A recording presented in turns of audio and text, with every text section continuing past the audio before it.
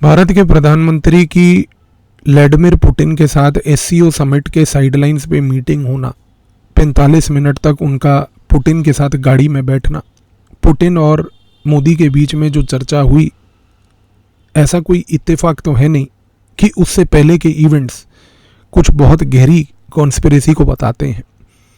उसका सबसे बड़ा कारण है बांग्लादेश की सिटी ढाका। सितंबर का महीना ढाका में बड़ा ह्यूमिड होता है, बारिशें होती हैं। इस ह्यूमिडिटी में अक्सर लोग पसीने से बेचैन रहते हैं। लेकिन सितंबर 2025 इस महीने भी ढाका में एक बहुत बड़ा कोवर्ट वॉर और एक बहुत बड़ा शैडो वॉर चल रहा था। जब ह्यूमिडिटी से लोग परेशान थे, उस रात ढाका की एक पॉश स्ट्रीट, जहां पर ढाका का एक बड़ा मशहूर वेस्टिन होटल है, उसके बाहर एक चौकीदार खड़ा था। उस चौकीदार ने ढाका के उस होटल में आई हुई उस गाड़ी के अंदर का एक दरवाज़ा खोला, जिसमें से 2 व्यक्ति उतरे और वो होटल के अंदर चले गए। और वो होटल में जाने के बाद जब वो कार बाहर निकली, उस कार के बाहर निकलने के बाद शुरू हुआ ढाका के अंदर एक ऐसा शैडो वॉर जिसने कई लोगों की जान ली, लेकिन जिसकी जान लेना चाहते थे वो इवेंचुअली ना हो पाया। ऐसा क्या था, चीज़ को समझने की कोशिश कीजिए। ये कोई इत्तेफाक नहीं कि सितंबर 2025 में अपने रिटायरमेंट से चंद महीने पहले अमेरिका का 50 साल का कर्नल टेरेंस जैक्सन, अमेरिका का ऑफिसर स्पेशल फोर्सेस का, inspector general first special forces command का, ढाका आया हुआ था। ये कोई इत्तेफाक नहीं कि वो रूम नंबर 808 में जहां वो ठहरा हुआ था, चंद दिनों के बाद उस रूम में वो मृतक पाया गया। ये कोई इत्तेफाक तो नहीं कि जब वो मृतक पाया गया, एक ऐसा व्यक्ति जो अमेरिका की सरकार से जुड़ा हुआ था, अमेरिका की सरकार के किसी एजेंडा के लिए ढाका आया हुआ था, कि जब उसकी मृत्यु हुई तो ये एक बहुत बड़ा सेंसेशन हो सकता था। लेकिन कितनी आयरॉनिकल बात है कि सेंसेशन होने के बजाय जब ये व्यक्ति की मृत्यु हुई तो अमेरिका की एम्बेसी के स्टाफ ने चुपचाप रूम नंबर 808 से उसकी लाश को निकालकर बिना किसी ऑटोप्सी या पोस्टमार्टम के एक लाइन का क्लैरिफिकेशन देते हुए कि कर्नल जैक्सन नेचुरल कारणों से मर गए, इसलिए उनको अमेरिका उनका शव को वापस ले जाया जा रहा है, कहकर रफा दफा कर दिया। कर्नल जैक्सन कोई नेचुरल मौत तो नहीं मरे थे। उस समय जो इंटेलिजेंस एजेंसीज ढाका में थीं, उन सबको पता है कि ढाका में आफ्टर ऑल हुआ क्या था। बड़े लंबे समय से अमेरिका और भारत के रिश्ते डाउनहिल जाते जा रहे हैं। जो पार्टनर्स एक दूसरे के साथ हुआ करते थे, ये कहना गलत नहीं होगा कि वो आज एडवर्सरीज बन चुके हैं। अमेरिका की टैरिफ ने भारत के एक्सपोर्ट्स को बहुत अग्रेसिवली हिट किया। अमेरिका की टैरिफ्स के बाद भारत बेंड नहीं किया। भारत ने तुरंत रशिया को एम्ब्रेस किया, चाइना को एम्ब्रेस किया, एससीओ को एम्ब्रेस किया। लेकिन अमेरिका के सामने ये सारी चीज़ें जो भारत एम्ब्रेस कर रहा था वेस्ट को डंप करके, वो एक बिट्रेयल था। और ये बिट्रेयल जाहिर सी बात है कि अमेरिका के साथ और अमेरिका को समझने में दिक्कत हो रही थी।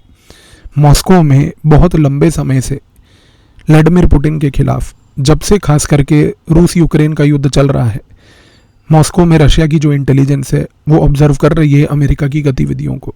और रशिया और इंडिया के बीच जो इंटेलिजेंस शेयरिंग फ्रेमवर्क्स हैं, रशिया बड़े लंबे समय से, पिछले 3 सालों से लगभग, भारत को भी ये इंटेलिजेंस शेयर कर रही है कि यदि आपके रिश्ते भी अमेरिका से खराब हुए तो अमेरिका कोई कसर नहीं छोड़ेगा।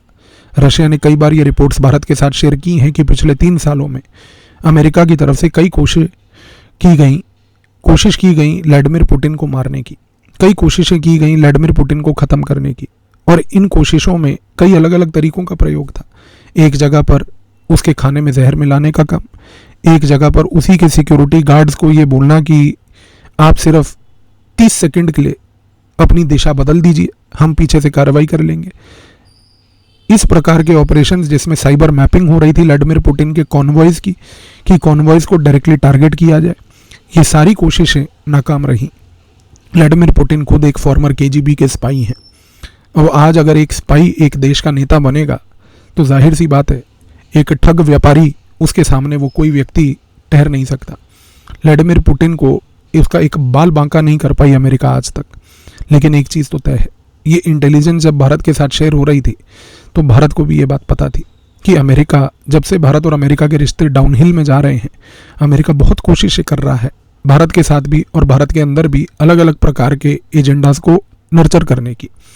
भारत को ये भी पता था कि लास्ट ईयर जब बांग्लादेश में एक अमेरिका की तरफ से रेजीम चेंज करवाया गया।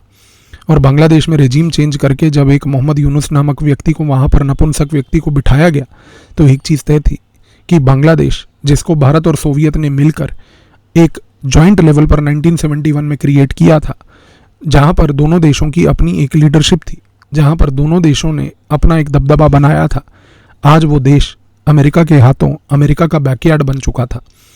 और भारत को ये बात पता थी कि अमेरिका का लॉन्च पैड बांग्लादेश किसी न किसी तरीके से भारत के खिलाफ प्रयोग किया जाएगा।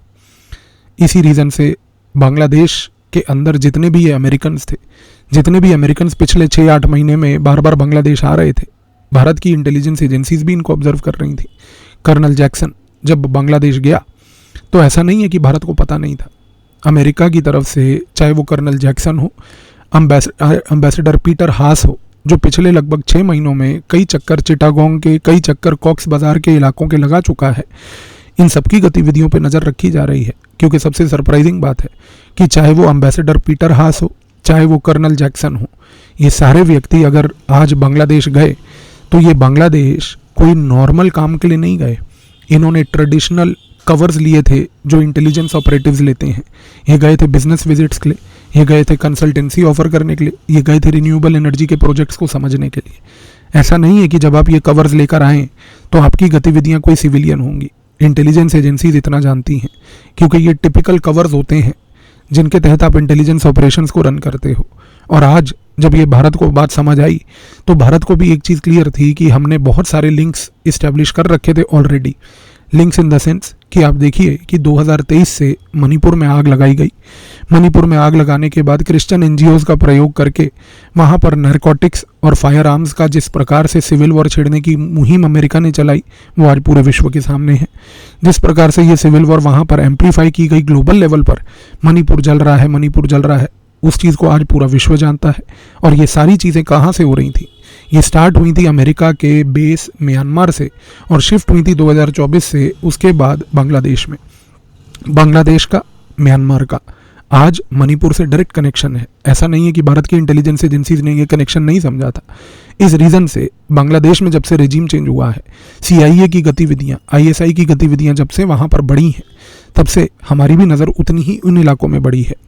इसी रीज़न से चाहे वो कर्नल जैक्सन हो, चाहे वो एम्बेसडर पीटर हास हो, जब से ये लोग वहाँ पर चक्कर लगा रहे थे, हमारी इंटेलिजेंस एजेंसीज हों, बाकी इंटेलिजेंस एजेंसीज हों, रशिया की इंटेलिजेंस एजेंसी हो, चाइना हो, सबको पता था कि अमेरिका का दबदबा और गतिविधियाँ आज बढ़ रही हैं एक ही जगह पर, वो है बांग्लादेश। इसी रीज़न से अमेरिका के ये जितने भी सो कॉल्ड CIA के अंडर कवर एजेंट्स अलग अलग कवर बेसिस पे आए थे, रिन्यूएबल एनर्जी, कंसल्टेंसी एट्सेट्रा, इन सबको टेल किया जा रहा था। CIA को भी मालूम था कि हमारे लोग टेल किए जा रहे हैं, लेकिन दिक्कत ये थी कि CIA को ये नहीं पता था कि टेल कौन रहा है, क्योंकि टेल उनको उनके हिसाब से चाइनीज़ कर रहे थे, क्योंकि अमेरिका के हिसाब से बांग्लादेश एक चाइनीज़ कॉलोनी बन चुका था।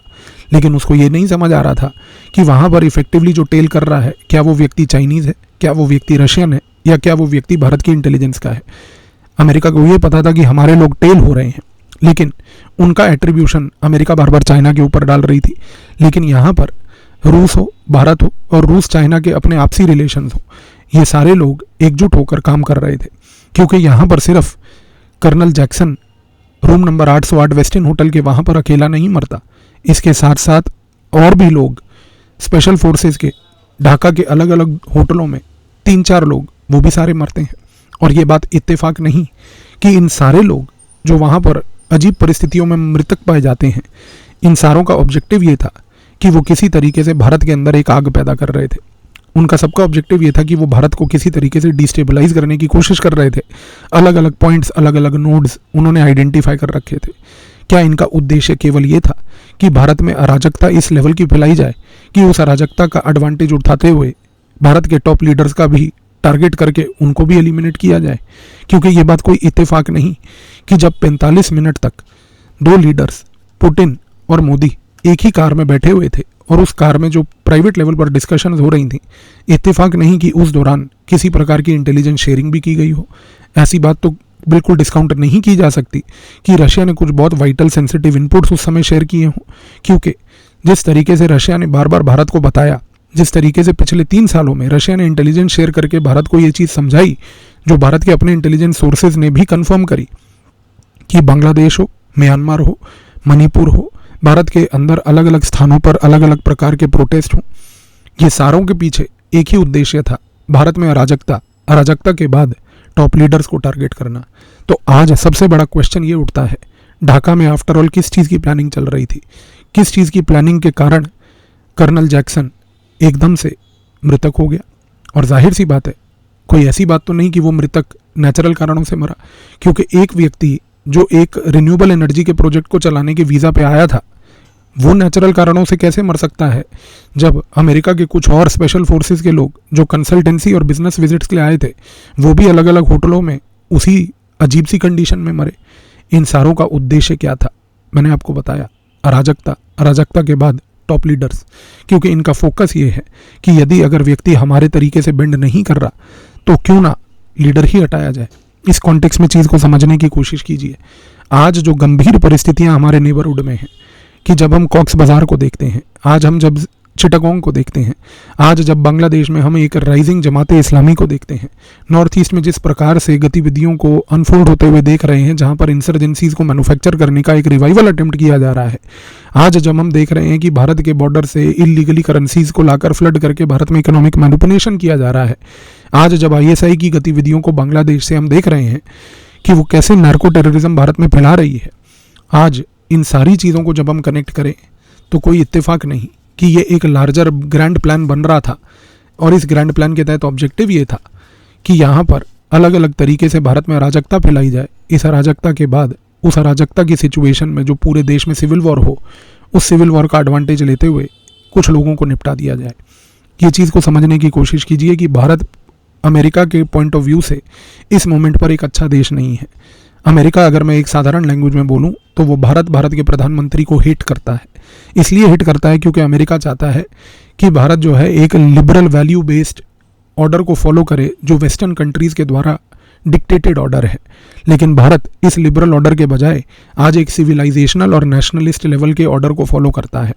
भारत जब ये कहता है कि हमें एक धार्मिक देश होने के नाते अपना एक वैल्यू बेस्ड ऑर्डर, धार्मिक ऑर्डर बनाएंगे, ये चीज़ अमेरिका को बिल्कुल नहीं समझ आती, क्योंकि अमेरिका के हिसाब से सिर्फ और सिर्फ एक लिबरल ऑर्डर, जो उसका खुद का एजेंडा रनिंग वाला ऑर्डर है, वही चीज़ चलेगी। आज जब भारत बोलता है कि भाई हम स्ट्रेटेजिक ऑटोनॉमी के तहत काम करेंगे, तो अमेरिका कहता है स्ट्रेटेजिक ऑटोनॉमी नहीं, आप अलाइनमेंट करिए, क्योंकि हमारे हिसाब से आप इस मोमेंट पर इंडो पैसिफिक के एक कॉन्टिनेंटल प्लेयर हैं, आपको एंटी चाइना अप्रोच अपनानी पड़ेगी। लेकिन भारत कहता है कि हमें किसी प्रकार की अलाइनमेंट और अलायंस आपके साथ नहीं करना, क्योंकि हमारी foreign policy multi vector foreign policy है। हम मल्टीपल वेक्टर्स पे गेम खेलेंगे और मल्टीपल वेक्टर्स पे अपने नेशनल इंटरेस्ट को फॉलो करेंगे। आज जब अमेरिका कहता है कि आप अपनी मार्केट्स को खोलिए भारत के साथ और अमेरिका के इकोनॉमिक मार्केट्स को इंटीग्रेट कीजिए, और भारत काउंटर में कहता है कि नहीं, हमें ये ग्लोबलाइजेशन नहीं बल्कि इकोनॉमिक नेशनलिज्म पे फोकस करना है, आत्मनिर्भरता पे फोकस करना है, डेटा लोकलाइजेशन पे फोकस करना है, तो इस कॉन्टेक्स्ट में एक चीज़ तो क्लियर है कि यहाँ पर अमेरिका और भारत के बीच में जो डाइवर्जेंसेस हैं वो बहुत ज़्यादा एम्पलीफाई हो चुके हैं। अमेरिका ने भारत के अंदर इन डाइवर्जेंसेस को एग्जीक्यूट करने के लिए और मैनेज करने के लिए अलग अलग रणनीतियां अपनाई हैं। उसमें यहाँ पर सिविल सोसाइटी के खिलाफ एक कैंपेन चलाना, ये कह के कि सिविल सोसाइटी एक लिबरल ऑर्डर का एक बहुत महत्वपूर्ण पॉइंट होता है, और भारत का उसको काउंटर करना कि सिविल सोसाइटी कोई लिबरल ऑर्डर नहीं बल्कि कोवर्ट ऑपरेशंस करने का एक माध्यम होता है। और जिस प्रकार से भारत ने सिविल सोसाइटी पर शिकंजा कसा है, अमेरिका का पूरा भारत के अंदर बनाया हुआ एक डीप इकोसिस्टम जो था वो कोलैप्स कर गया है। इस कॉन्टेक्स्ट में जब इस इकोसिस्टम को कोलैप्स होते हुए अमेरिका देख रहा है, तो अमेरिका के पास कोई और विकल्प नहीं बचा था। इस रीज़न में आप समझिए कि अमेरिका के एक ऑर्डर में 3 स्टेप्स होते हैं। सबसे पहला स्टेप होता है कि एक देश के अंदर इकोसिस्टम बनाया जाए और उस इकोसिस्टम के तहत देश को मैनिपुलेट किया जाए। वो इकोसिस्टम होता है सिविल सोसाइटी का। भारत ने जब उस इकोसिस्टम ऑफ सिविल सोसाइटी को कोलैप्स कर दिया, पूरा किल कर दिया, चोक कर दिया, तो उसके बाद दूसरा है अराजकता। अलग अलग स्थानों पर अलग अलग मूवमेंट्स को मैन्युफैक्चर करके, अलग अलग मूवमेंट्स के साथ अलग अलग लोगों का प्रयोग करके, कुछ नाबालिग बच्चों का प्रयोग करके हर जगह पर एक ग्लोबल लेवल पर एक ऐसा मैसेज क्रिएट किया जाए जिससे कि भारत के अंदर एक अराजकता पैदा हो। और तीसरा, उस अराजकता के बाद अगर एक ऐसी परिस्थिति होती है कि वहाँ पर कुछ टॉप लीडर्स को टारगेट करने का एक मौका मिलता है, तो वो भी किया जाए, क्योंकि अमेरिका को ये पता है कि भारत जैसे इतने बड़े देश में वो एक रेजीम चेंज तो कर नहीं सकता। रेजिम डिग्रेडेशन करके देख चुका, जो काम नहीं आई। तो रेजिम को टारगेट करना ही एक आखिरी स्टेप बचता है। इस वीडियो के बाद आई बिलीव अब आपको क्लैरिटी हो गई होगी कि आज जो लोग इस मोमेंट पर विश्व तौर पर खड़े होकर भारतीय नागरिक और अन्य देशों के नागरिक जब ये बात कहते हैं कि हमें अमेरिका के साथ एंगेज करना चाहिए, आपको ये चीज़ समझ आ जानी चाहिए कि अमेरिका किसी का नहीं है, क्योंकि अमेरिका को सिर्फ अपने हितों की पड़ी है और जिस दिन उसके हित पूरे नहीं होते उसके लिए रेजिम का destruction, regime change, regime degradation, regime elimination किसी भी हद तक अमेरिका जा सकता है। आई बिलीव अब आपको क्लियर हो गया होगा कि आज अगर भारत चीन के साथ, आज अगर भारत रूस के साथ, अन्य देशों के साथ एंगेज कर रहा है, अमेरिका को उतना भाव नहीं दे रहा है, तो उसके पीछे की ये रणनीति और ये जो गतिविधियां थी ये आई बिलीव अब आपको क्लियर हो गई होंगी। धन्यवाद।